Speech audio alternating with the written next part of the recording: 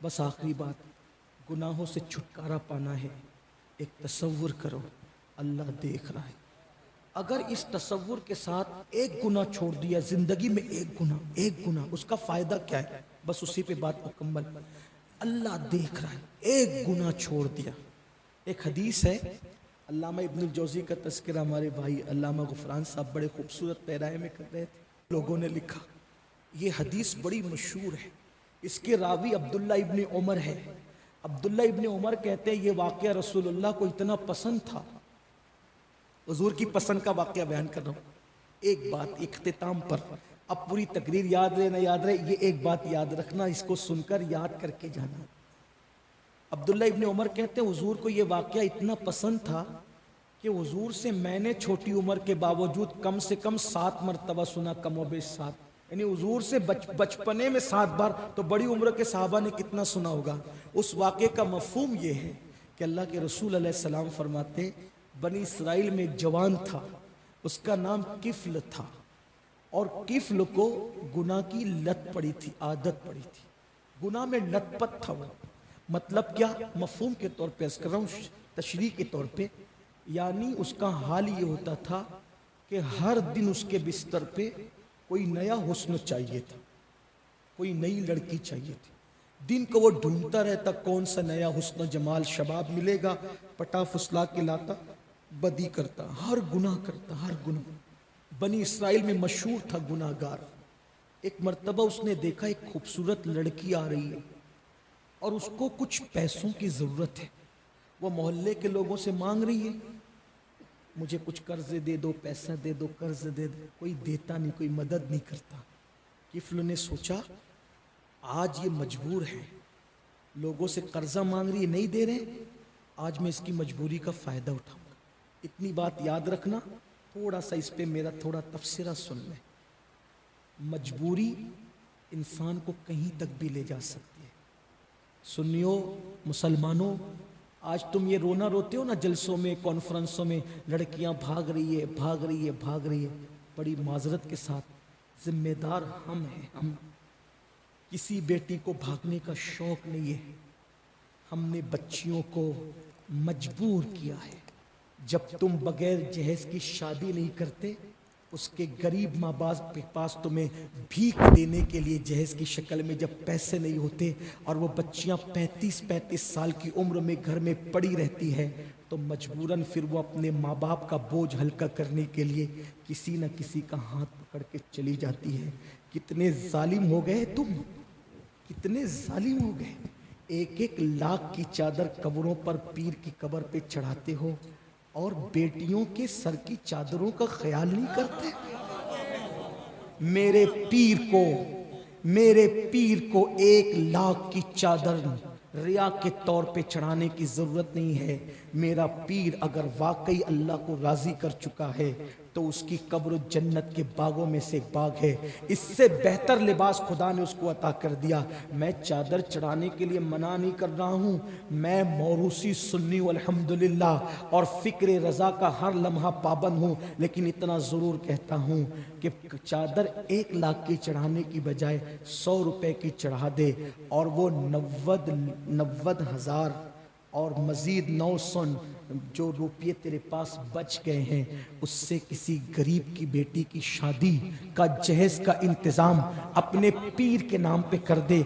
उस 1 लाख की चादर से तेरा पीर जितना खुश नहीं होगा, उस गरीब के सर के बोझ को हल्का करने की वजह से खुश होगा। वल्लाह हमारे वलियों को ना हमारी घाघर की ज़रूरत, ना हमारी चादर की ज़रूरत, ना हमारे गुंबद की ज़रूरत, ना हमारे मीनार की ज़रूरत। ये तो हमारी अकीदतों का इजहार है जो करते हैं, करते रहेंगे। लेकिन आपसे कहना चाहता हूं, उन लोगों के दिल में तो रसूलुल्लाह की उम्मत का दर्द इतना था। आपको पता है वलियों का दर्द, महबूब इलाही उस वक्त 200 रुपए के हिसाब से महबूब इलाही के लंगर का खर्चा था। बादशाह ने सुना 200 रुपए ये खर्चा करते हैं लंगर पे, तो अपने सिपाहियों को कहा मोहम्मद अहमद के पास, निजामुद्दीन के पास तुम जाते हो, उसको चढ़ाते हो नजराने दे देकर, और वो खर्चा करके लोगों को खिलाते बनाते हैं और वो अपनी भीड़ इकट्ठा करते हैं। आज के बाद कोई उनको नजराना नहीं देगा, बादशाह का कोई आदमी वहां नहीं जाएगा। मेरे महबूब इलाही सुल्तानुल मशाइख को पास बात पहुंची, कहा कि बादशाह कहता है कि हमारे नजरानों पर, हमारे सिपाहियों के नजरानों पर लंगर खिला के भीड़ इकट्ठा करते हो। महबूब इलाही ने फरमाया आज के बाद लंगर का खर्चा डबल कर दिया जाए, ताकि उस बदबख्त को पता चले मैं नजरानों पर लंगर नहीं करता, खुदा की अता पर करता हूं। और जब लंगर आपके सामने जब सबको खिलाकर आखिरी में महबूब इलाही के आगे लाके रखा जाता, तो लंगर देख करके रोते और रो के कहते ले जाओ, हो सकता है जमुना के किनारे कोई भूखा इंसान पड़ा होगा, अगर वो भूखा पड़ा और मैंने खा लिया तो कयामत में अपने नाना को मुंह क्या दिखाऊंगा। निजामुद्दीन, मेरी उम्मत का कोई फर्द भूखा जमुना के किनारे पड़ा था और तू पेट भर के सो गया था, जाओ ढूंढ लो, हो सकता है कोई मिल जाए तो उसको खिला दो। उनके दिलों में तो उम्मत का इतना दर्द है, रसूलुल्लाह की उम्मत का। अगर तुम उन हुजूर की उम्मत के लिए काम करोगे, उनके लिए स्कूलें बनाओगे, कॉलेजेस बनाओगे, हॉस्पिटल्स बनाओगे, आपको कहता हूं अपने पीर के नाम पर अगर 10 लड़कों की फीस भरने का जिम्मा आप ले लें स्कूल की और गरीबों के हवाले से उनको तालीम याफ्ता करो, तो फिर कितना बड़ा काम होगा। ये अल्लाह वाले हमारी सोच वाले नहीं थे, इनकी सोच बड़ी आला थी। ये अपने लिए नहीं मेरे भाई, वो औरों के लिए, कौम के लिए जीते थे। मेरे आका ने फरमाया जो बंदा सुबह इस हाल में करे कि मेरी उम्मत की भलाई का मंसूबा न बनाए, फलैसा मिन्ना, वो मेरी सोसाइटी का मेंबर नहीं है। औरों के लिए जीना सीखो और रसूमात से निकलकर हकायक की तरफ। बहुत रस्मों में डूब गए, हकीकतों की तरफ आओ, हकायक की तरफ आओ। बेशुमार यतीम बच्चे स्कूल की फीस न भर के, गरीब बच्चे वो पीछे हो रहे हैं, और एक बंदा जाहिल होता है, 3-3 नस्लें तबाह होती है, 4-4 नस्लें तबाह होती है। किसी एक को सहारा दे दोगे तो तुम्हारे अंदर भी कई पढ़े लिखे पैदा होंगे, एक को पढ़ाओगे, आगे बढ़ाओगे तो कई नस्लें संवर जाएगी। बहरहाल बात समेट लूं तो ये गुर्बत इंसान को कुफ्र तक ले जाती है। कभी कभी कौम को गुर्बत से निकालो, खुद भी निकलो, कुछ करो, कुछ करो, कुछ करो। और याद रखना, कर्जा देना सदका देने से अफजल है। ये बात सुन ले, कर्जा देना सदका देने से अफजल है। क्यों? इसलिए कि सदका मांगने वाले मांगते ही फिरते रहते हैं, लेकिन कर्जा इंसान उस वक्त मांगता है जब उसको जरूरत पड़ती है। और हदीस पाक है, आपने, मैं समझाने के लिए उसकी मफहूम के तौर पर, आपने किसी को 500 का कर्जा दिया, अब जब तक वो लौटाएगा नहीं, रोजाना 500 रुपया सदका करने का सवाब आपको मिलेगा। कर्जा दोगे तो सूद खत्म होगा, लेकिन मेरी कौम पर भी कौन मातम करेगा? देने वाले देते नहीं कर्जा, और अगर कोई शरीफ इंसान दे दे तो लोग वापस नहीं करते, और जो वापस नहीं करते जरा वो भी सुन ले। एक जनाजा अल्लाह के रसूल के सामने लाके रखा गया, हुजूर अलैहिस्सलाम जनाजे पे खड़े हुए, पीछे हटे, कहा तुम में से कोई पढ़ा दो इसका जनाजा, मैं नहीं पढ़ूंगा। साहबा ने पूछा हुजूर आप क्यों नहीं पढ़ाएंगे? मेरे आका ने फरमाया मुझे अभी जिब्रील ने बताया कि इस पे कर्जा बाकी है, जिस पे कर्जा बाकी हो मैं उसका जनाजा नहीं पढ़ाऊंगा। आप क्या समझ रहे हैं? ले ले करके हड़प कर रहे हो। मुसलमानों का हाल तो यही है ना कि उनको देकर तो देखो, दाढ़ियां भी खूबसूरत है, टोपियां भी खूबसूरत है, कपड़े भी बड़े अच्छे हैं, लेकिन लेन देन के मामले में क्या हालात है जरा देखो। अल्लाह के रसूल ने फरमाया इसके ऊपर कर्जा बाकी है, मैं जनाजा नहीं पढ़ाऊंगा। मौलाए कायनात आ गए, या रसूल अल्लाह कितना है? इतना है। आका इतनी रकम पे ये आपके पढ़ाने से महरूम रहेगा? हुजूर आप गवाह रहें, इसका कर्जा मैं अपने सर लेता हूं, इसको सुबुकदोश करता हूं, आप इसका जनाजा पढ़ा दे। और मौलाए कायनात की उस वक्त माशी पोजीशन क्या थी? ये ना समझना कि बड़े ताजिर थे, ये दूसरे का कर्जा अपने जिम्मे ले रहे। वो अली कौन? जो यहूदी के बाप को पानी दे करके पैसा कमाते। यानी हालात ये थे, 3-3 दिन तक घर में चूल्हा नहीं जलता, लेकिन एक मुसलमान की खैरखाई कितनी कि हुजूर आप इसको इस बरकत से महरूम ना फरमाए, इसका कर्जा मैं अदा कर दूंगा। कहाँ थे हम लोग, कहाँ चले गए? तो बहरहाल बच्चियां जो लौजों में बिक रही है, भाग रही है, ये यही है कि हम किसी को सपोर्ट नहीं कर रहे। तो अर्ज ये कर रहा था, किफल ने देखा, यहीं से चले थे वहीं खत्म करते। किफल ने देखा लड़की कर्जा मांग रही, किसी ने नहीं दिया, इंतजार किया, ए लड़की क्या है? तब मुझे ज़रूरत है कुछ पैसों की, मैंने मांगा, किसी शरीफ ने नहीं दिया। तो कहा अच्छा ये ले, उसकी झोली भर दी। मौला अली फरमाते, मौलाए कायनात, इंसान एहसान का बंदा होता है, इंसान एहसान का बंदा। उसने अपने दामन में पैसे समेटे और तशक्कुर की निगाह से देखा, समझ गया कि तीर निशाने पे लगा। ए लड़की, मैंने जो तुझे पैसे दिए ना, इसका एवज नहीं मांगता, बस इतना कर दे कि मेरे घर चल के थोड़ी देर बैठ जा। लड़की जी गई, साथ हो गई साथ। हाँ, ऐसे ही बच्चियां किसी के सामने सरेंडर होती है। जब कौम मदद नहीं करती तो यही हालात होते हैं। बड़ी माजरत के साथ हम अपनी बेटी की मंगनी पर 5-5 लाख रुपए खर्च करते हैं। गरीबों की बच्चियों का कौन ख्याल करेगा? खुदा कहाँ है, कहाँ है? कौसे पाक ने एक दिन पूछा, अल्लाह तू कहाँ है, मैं तुझे कहाँ ढूंढूं? तो इल्हाम होता है, अब्दुल कादिर तू मुझे गरीबों में तलाश कर, शिकस्ता दिलों में तलाश कर, वहीं पालेगा। अल्लाह अकबर। गरीबों का ख्याल करना सीखो, सिर्फ कमाकर अपने लिए नहीं, औरों के लिए। और मैं आज ये भी कहना चाहता हूं, इन बड़ों की महफिल में शादी के खर्चों पे तो बात होती है, शादी का खर्चा कम करो, ये खर्चा कम करो, वो खर्चा कम करो। मैं आज रुद्रपुर में ये भी कह के जा रहा हूं, जलसों का खर्चा भी कम करो। हाँ, जलसों का खर्चा भी कम, जहां नई जरूरत है ना वहां नहीं करे। मैं जाता हूं, यहाँ ऐसा नहीं हुआ, माशाल्लाह अल्लामा जाहिद साहब दानिश्वर आदमी है, नहीं किया, अच्छा किया। मैंने एक महफिल में 150-150 हार भी पहनाते हुए लोगों को देखा। मुझे पहना, कमेटी का हर आदमी हार पहनाता है। मैं कहता हूं एक से काम चल सकता था ना। मस्जिद के इमाम लोग खुदकुशी कर रहे हैं यार, हम कहाँ हैं? हम एक खतीब को 150-150 हार पहना रहे हैं, और वो बंदा पूरा महीना इमामत करता है, पूरी जिंदगी लगा देता है। हम उसको 5000 से आगे नहीं बढ़ते, उनकी खिदमत नहीं करते। कहां हैं हम लोग? कितनी हैरत की बात। और फिर क्या कहते हैं, ये 2 कौड़ी का इमाम, ये 2 कौड़ी का। मैं कहता हूं कितना गुस्सा आता है। 2 कौड़ी का इमाम जिसको कहते हो ना तुम, नादान, तेरी मां तेरे बाप पे हलाल न हुई होती अगर इस इमाम ने खुतबा पढ़ के इजाबो कबूल न करवाया होता। तेरा बाप कब्र में सुकून से सोने के काबिल ना होता अगर इस इमाम ने आगे बढ़कर जनाजा न पढ़ाया होता। इमामों को 2 कौड़ी का इमाम कहते हो? कितनी हैरत की बात है।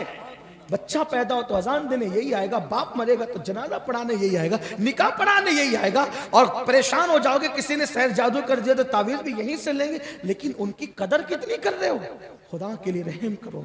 अगर जल से भीड़ इकट्ठा करने के लिए किया है जो चाहो करो, और अगर इनकलाब के लिए किया है तो फकीर के इन जुमलों पे गौर करना, गरीबों का ख्याल करना और इमामों का ख्याल करना। और एक बात भी कह दूं, आज महारेरा मुतारक में उर्स कासमी था, बहुत मर्तबा हमारे सरकारों ने ये बात कही, अब ये मत लेकर चलो कि मेरी बिरादरी में शादी, मेरी बिरादरी में शादी में। ये बिरादरी कुछ नहीं है मेरे भाई। मेरे आका ने फरमाया कुल्लुकुम मिन आदम व आदम मिन तुराब, तुम सब आदम से हो और आदम को मिट्टी से बनाया गया था। किसी काले को किसी गोरे पे, किसी गोरे को किसी काले पे, किसी अरबी को किसी अजमी पे, किसी अजमी को किसी अरबी पे कोई फजीलत हासिल नहीं है मगर तकवा की वजह से। तो याद रखो, ये नहीं कि मेरी बिरादरी में बेचियां पड़ी है यार, किसी भी बिरादरी में कर लो, अगर ईमान है, सही अकीदा है, किसी भी बिरादरी से लेकर के आओ, कुछ नहीं है। आप बहुत ज्यादा शरीफ हो गए। इमाम हुसैन ने किसके साथ पहला निकाह किया? इमाम हुसैन ने पहला निकाह किसके साथ किया? आपसे पूछता हूं, रसूलुल्लाह के नसब के बराबर तो किसी का नसब है ही नहीं, रसूलुल्लाह के हसब के बराबर तो किसी का हसब है ही नहीं। मेरे इमाम हुसैन ने ईरान की शहजादी कनीज बन के थी, शहजादी, तवज्जो करना, थी शहजादी लेकिन बनकर कनीज आई थी और इमाम हुसैन के हिस्से में आई थी। आपने आजाद किया, आजाद करके निकाह किया और निकाह करके फिर उसी शहरबानों को जो कनीज बन करके आई थी शहजादी। फिर कह रहा हूं, शहजादी होने से इनकार नहीं, गलत मफहूम कोई न दे, लेकिन याद रखना शहजादी कनीज बन के आई थी मगर कनीज बनी हुई को आजाद करके निकाह में लिया और फिर उसके बाद के सारे इमामों की मां बना दी। आप कहां हैं? मेरी बिरादरी, मेरी बिरादरी। फिर बिरादरी कर रहे तो हाल क्या हो रहा है सोचो, ख्याल करो। इन्ना अक्रमकुम इंदल्लाहि अतकाकुम। तो बहरहाल सैकड़ों बातों का रह रह के ख्याल आता है, लेकिन बात एंड को पहुंचती है क्या? किफल ने कहा, लड़की मैंने तुझे जो पैसे दिए ना, एक ही मुतालबा, मेरे घर चल के बैठ जा मेरे साथ थोड़ी। वो एहसान के तले दब चुकी थी, चली गई, बैठी तो ये सब दरवाजे खिड़की बंद करके खिसकने लगा। जब खिसक के करीब पहुंचा तो वो लड़की का पूरा वजूद कांपने लगा। लड़की तू किससे डर रही है? तेरा तो किसी ने साथ नहीं दिया, सपोर्ट नहीं किया, और जिन्होंने कुछ नहीं किया उनसे डर रही है। और वो क्यों डर रही है? मैंने तो सारे खिड़की दरवाजे बंद कर दिए, कोई नहीं देख रहा है, क्यों डर रही है? लड़की ने जवाब दिया, किफल मैं जानती हूं, तवज्जो करें, बतौर मफ़हूम रिवायत पेश कर रहा हूं। लड़की में कहना, मैं जानती हूं तूने ये गुनाह बहुत मर्तबा किया जो तू मेरे साथ करने जा रहा है, लेकिन ये गुनाह आज से पहले मैंने कभी नहीं किया। किफल लज्जत के लिए गुनाह मत कर, लज्जत चली जाएगी, गुनाह बाकी रह जाएगा। 2 मिनट की लज्जत के बाद गुनाह के दफ्तर में गुनाह हमेशा बाकी रहेगा। अलबिर ला यबला वज़्ज़म्ब ला युनसा वद्दय्यान ला यमूत इमल मा शित कमा तदीन तुदान। नेकी कभी पुरानी नहीं हो सकती, गुनाह कभी भुलाया नहीं जा सकता, और सिला देने वाले, बदला देने वाले खुदा को कभी मौत नहीं आएगी। फिर तुम जो चाहे करो, जैसा करोगे वैसा भरोगे।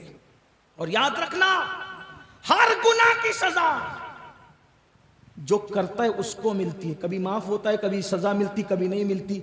जिना वो गुनाह है, ये याद रखना, जिना एक बंदा करता है, सजा उसकी नस्लों में बाकी रहती है। जिना करने वाला अगर 7 समुंदरों के पानी से गुस्ल कर ले तो भी उसका दिल जो उस पाप की वजह से गंदा हो गया वो धुल नहीं सकता। लड़की ने कहा, किफल लज्जत के लिए गुनाह मत कर, लज्जत चली जाएगी, गुनाह कोई नहीं देख रहा है, लड़की से कोई नहीं देख रहा है। लड़की से कहा, कोई नहीं देख रहा है। लड़की ने कहा, कोई नहीं देख रहा है, अल्लाह देख रहा है। कयामत के दिन वो ताकत मुंह में कहां से लाऊंगी कि अपने अल्लाह को बताऊं कि मैंने किफल के साथ क्या किया था? मैं अल्लाह को क्या जवाब दूंगी? इसीलिए उससे डर रही हूं कि वो देख रहा है। जैसी का दिल से जो बात निकलती है असर रखती है। लड़की ने कहा, अल्लाह देख रहा है। इतना कहना था, किफल भी कांप गया, कहा अल्लाह देख रहा है, ये सब पैसे तेरे, जल्दी चली जाए यहां से, निकल जाए यहां से। इधर लड़की निकली, उधर मौत का फरिश्ता घर में आया और किफल की रूह निकाल ली। अगर किफल लड़की को न छोड़ता तो किस हालत में मौत आती? इसलिए बस 2 जुमले ये कह के जाता हूं, हजाम की कुर्सी पर दाढ़ी मुंडाने के लिए बैठने से पहले सोच लेना, मौत का कोई वक्त मुतय्यन नहीं है। आपको बताया हुआ वक्त मुतय्यन आपको नहीं, आपके साथ नहीं किया गया। अल्लाह के यहाँ तो लिखा हुआ है मौत का टाइम, आपको नहीं बताया गया मुतय्यना वक्त। अगर हजाम का वस्तुरा गाल पे आया और उसी वक्त रूह निकल गई तो अल्लाह को मुंह क्या दिखाओगे? अल्लाह अकबर। किसी लड़की के साथ पाप कर रहे थे, शराब पी रहे थे, बदी कर रहे थे, गुनाह कर रहे थे, कारों में सफर करते वक्त गाना सुन रहे थे, उसी वक्त गाड़ी टकरा गई, मौत आ गई, अल्लाह को मुंह क्या दिखाओगे? इतना सोच लेना, इतना सोच लेना। इधर किफल के घर से लड़की निकली, मौत का फरिश्ता आया, रूह निकल गई। जैसे रूह निकली, जंगल की आग की तरह खबर फैल गई, किफल मर गया, मर गया, मर गया, मर गया। कुछ लोगों ने, जाहिदान खुश्क ने बात की, किफल तो इतना पापी था, चलो चल के देखते हैं उसका चेहरा कैसे हो गया होगा, कैसा सूरत हो गई होगी। लेकिन जब लोग आए उसके दरवाजे पर तो नूर के कलम से उसकी चौखट पे लिखा था, इन्नल्लाह ताला क़द गफ़र लिल किफल। यानी मफ़हूम ये है गोया के किफल ने अल्लाह के डर से एक गुनाह छोड़ दिया, अल्लाह देख रहा है। एक गुनाह छोड़ा किफल ने अल्लाह के डर से, अल्लाह देख रहा है। तो क्या हुआ? क़द गफ़र लिल किफल, अल्लाह ने एक गुनाह छोड़ने की वजह से उसके सारे गुनाहों की मग़फ़िरत फरमा दी। अगर इंसान अल्लाह के डर से कि अल्लाह देख रहा है एक गुनाह छोड़ दे तो सारी जिंदगी के गुनाहों का खात्मा हो जाता है। जब दिल गुनाह करने को चाहे तो अल्लाह देख रहा है। इस तसव्वुर के साथ अल्लाह मुझे, मेरी तमाम नस्लों को और आप सबको अमल की तौफीक दे। गुफ्तगू के दरमियान कोई गलती हो तो अल्लाह माफ़ करे। महफिल इतनी खूबसूरत और इतनी रूहानी है कि दिल चाहता है कुछ और कहूँ, लेकिन दिल